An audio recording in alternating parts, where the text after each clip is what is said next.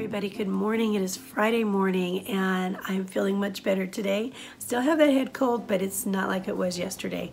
My sweet hubby came home from work and he took over the kid duty and took them where they needed to go. There were a couple of appointments they had yesterday, and he even made me a huge pot of chicken soup. And I know now we have like a huge amount of chicken soup. I'm going to have to put some in the freezer, but that was so sweet, and it just allowed me to just take a day and just do nothing, which is really hard for me because I'm one of these people that is like, oh, I've got to stay on schedule. I've got all these things to be done, you know, that need to be done, and it really is hard for me to just sit.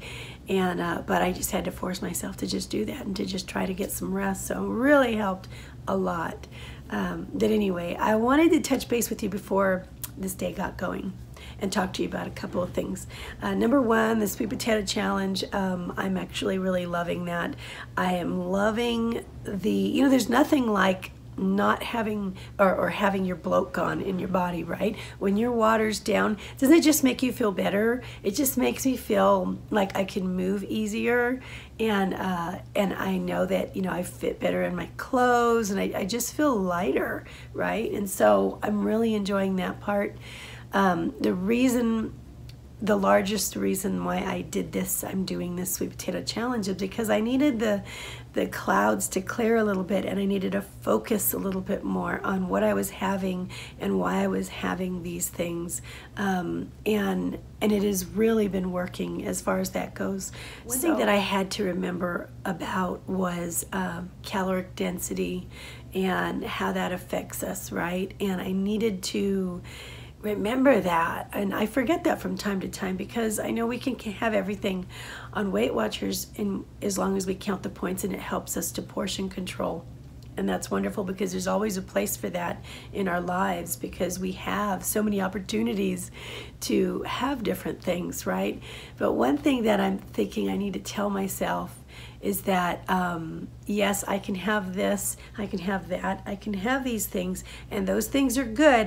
They're not bad, but they're not good for my weight loss, right? If my key and my journey has to do with weight loss, then this wouldn't be especially good for that. But there will be a time for that when you know, either I'm having a day where I can have that, and I don't want to have more than one or 2 days a week where I'm doing that. Or maybe I want to save it for when I reach my goal, right? And so there's that, right? Those kinds of thought processes that are going on. And then also, I have to remember there's stretch receptors in our stomach that stretch and tell us when we're full, right? And if I have a little bag of chips that is not a single serving size, although it appears to be, it's actually lists 2 servings on each of those little bags. If you take those chips and crush them up and hold them in the palm of your hand, as opposed to maybe 3 apples over here, which we don't usually eat 3 apples, or maybe a half a sweet potato and, you know, some nut butter or something like that as a snack, you know, your caloric density, chances are your stretch receptors are going to stretch with this hand over here, with the food that has more water and it's more nutrient dense, and it's not going to stretch with the chips over here. It's not going to stretch with 2 cookies, which means you're still going to be hungry, which means you're still going to be looking for things, which means you're going to look for the rest of the cookies, right? Or something else, because that's another thing too, is that we have to remember what it is that we ate here. Perhaps the chips are full of MSG, which is going to get you looking for more chips.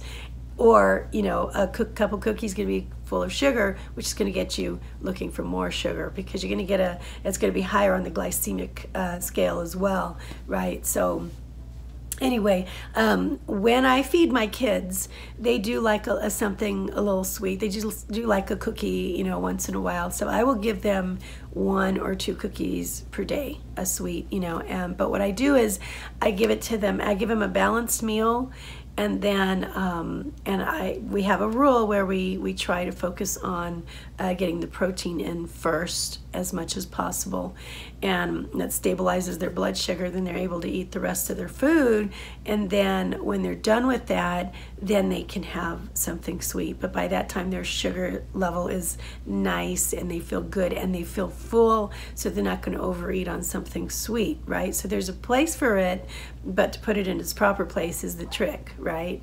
But anyway, so what I'm going to do today was I thought that I would take you through my Chronometer day. I will show you a shot of the nutrient ratios so that I'm going to try to choose foods that are nutrient dense today, and in order to fill in all those nutrient ratios. And then I'll show you a shot after each meal of what a difference that made. And by the end of the day, I'll try to get all of those full. I always seem to have a little problem getting my calcium in. And Sue Slims Down has been talking about calcium lately. And one of the things that I have found out was that I think in different studies that the best place to probably get the calcium-rich sources is actually going to be a low-fat or non-fat dairy, but there's just no other. I mean, you can get it from so many other things. You can get it from spinach and sesame seeds and all kinds of other greens and things like that. But the studies have shown that, and I will link a study that I had shared with Sue. I will link that below if you want to check it out. The studies have just shown that the best for weight loss is going to be the dairy source. So anyway, just a little interesting reading there. But anyway, okay, let's get this day going, and I will see you guys in a little bit. I know it was a little chatty this morning. Thanks for hanging in there. See you in a bit.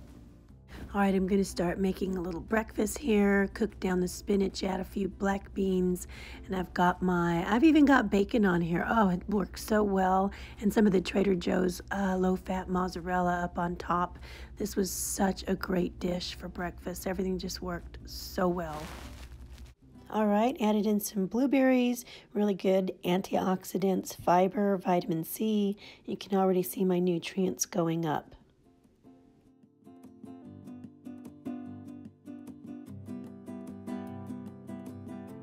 I wanted to interject here. You may notice up on the right-hand corner that the Chronometer lists that I am have burned so many calories. That is according to my resting metabolism. That's how many calories I burn without purposely going out and exercising. So according to that, it's given me a certain amount of calories to eat per day. And what I had said when I initially put in my weight and height and all that information was whether or not I wanted to lose slowly or more rapidly, and I had put, I just wanted to do a medium moderate rate of loss. And so what it did was, based on that resting rate of metabolism, it dropped me 300 per day. And so I go 300 less calories per day than that in order to lose pretty slowly per week, and just have a nice little burn. So I try to stay in under that. But what happens is that, so it gives me the amount of calories based on that for the day, and I could actually earn more during the day if I put in maybe 40 minutes of walking, 20 minutes of weightlifting or whatever. It will say, okay, now you can eat 200 more calories or whatever, and it'll give me a higher amount. So it does keep it balanced, and it's really nice to go in and see, that your allotment has changed. You've got a little bit more, or right where you're at after every meal, it'll say, okay, now you can eat so many other calories, and it keeps me right on target. This is my lunch. I have, I want to say about a cup of romaine, several different stocks here. And I've got half of a can of a 5-ounce can of tuna that's been drained. I have 1 tablespoon of avocado mayonnaise, tomatoes and pickles in it, 1/4 of an avocado, and I'm going to eat that with the lettuce. And I have a bowl of Honey's special chicken soup that he made me yesterday. Can't wait to get into it right now. So I'm going to put all of this into the Chronometer, and I will show you what that does to my numbers. Oh, and then for my drink, I'm I'm actually having some of this. This is actually really good tasting tea. I used to have it years ago, and we just started buying it again. It's zero green tea with ginseng. It tastes really wonderful.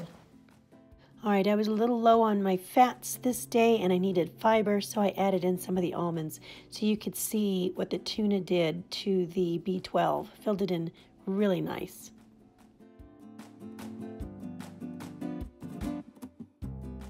All right, I know it's a strange dinner, but I'm having a sweet potato, 2 tablespoons of the whole yogurt, I think it's a 1/4 cup of the non-fat yogurt, a little cinnamon, and I've sweetened it up with that sugar-free syrup a bit. And I'm filling it in. I'm trying to fill in my ratios. Of course, here's my asparagus that I got for folate and some of the low-fat cheese. And I'm using this Fairlife here because I needed to fill in my calcium ratio, which I use to make a latte. I was trying to add the calcium by all these other means, and the best thing for it was just the Fairlife. So boom, day done, everything filled out nicely.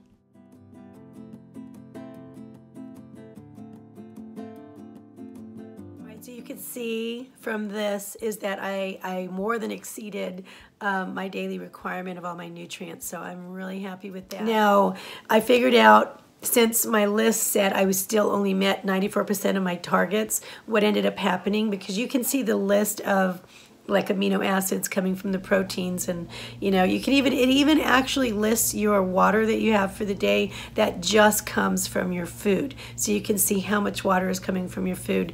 And then in addition to that, you know, you can I also take a lot of water on top of that. But what I found out was that I was actually low on my vitamin D, which is something that my body just has a problem absorbing. I've had that show up in my blood work time and time again. So I have to take a supplement, which I don't enter into the chronometer, so it's not going to read that.